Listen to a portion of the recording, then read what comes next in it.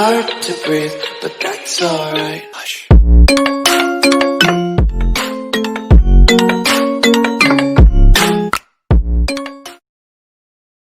Assalamualaikum warahmatullahi wabarakatuh.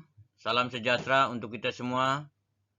Bapak Ibu yang saya hormati dan saya banggakan, semoga kita semua dalam keadaan sehat walafiat. Amin. Di sini saya Pak Komarudin akan menjelaskan bagaimana petunjuk teknis penulisan ijazah baik SD negeri maupun swasta berdasarkan Persesjen Kemendikbud RI nomor 5 tahun 2020 pada Dinas Pendidikan Kabupaten Bekasi. Petunjuk umum penulisan ijazah. Yang pertama, ijazah ditandatangani oleh sekolah penyelenggara ujian. Yang kedua, ijazah ditulis dengan tulisan huruf yang baik, benar, jelas, rapi, mudah dibaca, dan bersih. Ditulis dengan menggunakan tinta hitam yang tidak mudah pudar dan mudah dihapus. Yang ketiga, ditulis menggunakan tata bahasa Indonesia yang baku dan benar, menurut pedoman ejaan bahasa Indonesia atau disingkat PUEB. Yang keempat, jika salah penulisan dilarang dicoret, ditipek, ditimpa dengan tulisan yang baru. Yang kelima, jika salah menulis, diganti dengan yang baru disertai berita acara sesegera mungkin.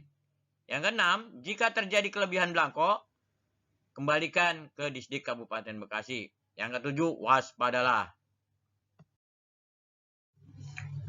Baik Bapak Ibu sekalian, langsung kita kepada pengisian halaman depan ijazah. Yang pertama, ditulis nama sekolah sesuai nomenklatur. Contohnya Sekolah Dasar Negeri Karangasi 12. Sekolah Dasar Islam Terpadu Asyifa misalnya. Yang kedua, diisi dengan NPSN yang menerbitkan ijazah. Yang ketiga, diisi nama kabupaten atau kota coret yang tidak sesuai. Yang keempat, diisi dengan nama provinsi. Yang kelima, nama pemilik ijazah ditulis menggunakan huruf kapital tanpa singkatan sesuai dokumen atau akte kelahiran yang sah. Saya contohkan di sini ada nama Muhammad Dafa Al-Husaini. Ya, ditulis tanpa disingkat. Walaupun panjang seperti ini, Siti Zahra Al-Munawwaroh Asal Sabila Rahmah Hidayah. Ditulis semuanya. Yang keenam, tempat dan tanggal lahir sesuai akte kelahiran atau kenal lahir atau bukti kelahiran yang sah. Contohnya, Bekasi 2 November 2008. Jakarta 29 Februari 2008. Untuk pengisian halaman depan berikutnya, ya, kita lanjut dengan nomor 7. Nama orang tua sesuai dengan akte kelahiran atau kenal lahir atau bukti kelahiran yang sah.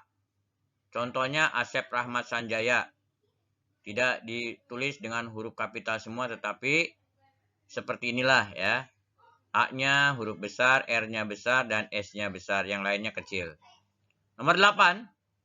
Nomor induk siswa atau NIS diisi sesuai dengan buku induk yang ada di sekolah asal siswa. Nomor 9. Diisi NISEN yang sesuai dengan data di sekolah. Ya, biasanya NISEN ini ada 10 digit.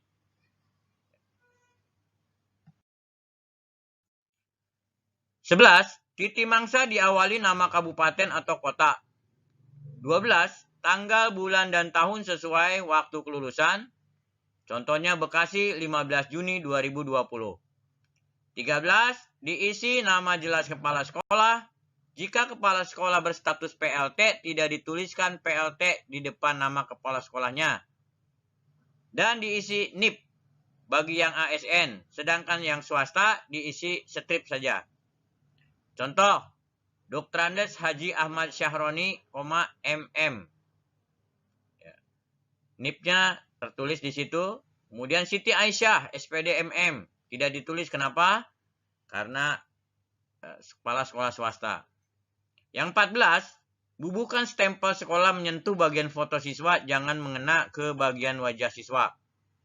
15, ditempelkan pas foto peserta didik terbaru ukuran 3x4, baik itu berwarna maupun yang hitam putih. Dibubuhi cap 3 jari tengah kiri. tidak ditandatangani oleh siswa. Catatan, untuk nomor kode ijazah disesuaikan nomor urut siswa.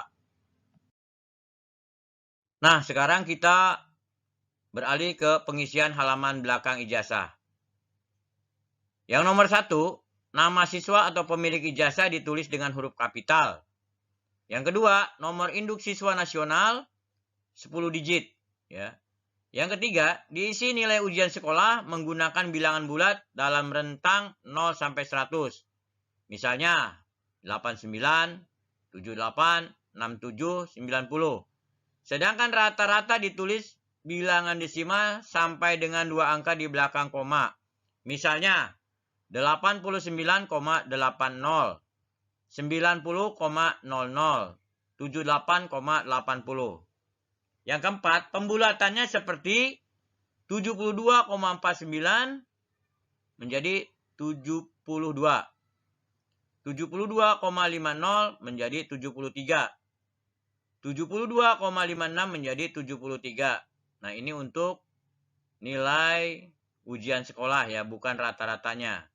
Ingat, kalau rata-rata itu ditulis dengan huruf desimal, minimal 2 angka di belakang koma. Kelima, diisi mata pelajaran muatan lokal wajib. Kebetulan kita adalah berada di Provinsi Jawa Barat, muatan lokal wajibnya adalah bahasa dan sastra Sunda. Ya. Yang keenam, diisi nama kabupaten atau kota. Yang ketujuh, ditulis tanggal, bulan, dan tahun. Bekasi 15 Juni 2020. Yang kedelapan, diisi nama jelas kepala sekolah penyelenggara ujian. Dibubuhkan tanda tangan kepala sekolah yang bersangkutan. Bagi kepala sekolah yang berstatus ASN, NIP-nya diisi dan swasta cukup di strip saja. 9. Dibubuhkan stempel sekolah dari sekolah yang bersangkutan. Nah, ini contoh ya halaman depan ijazah SD negeri.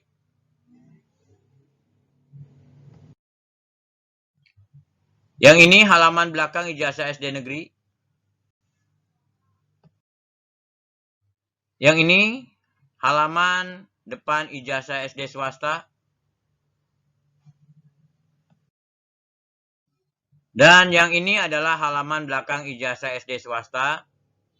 Saya rasa hampir sama, hanya bedanya kalau swasta dan negeri itu untuk nama atau NIP dari kepala sekolahnya hanya diberi tanda strip saja.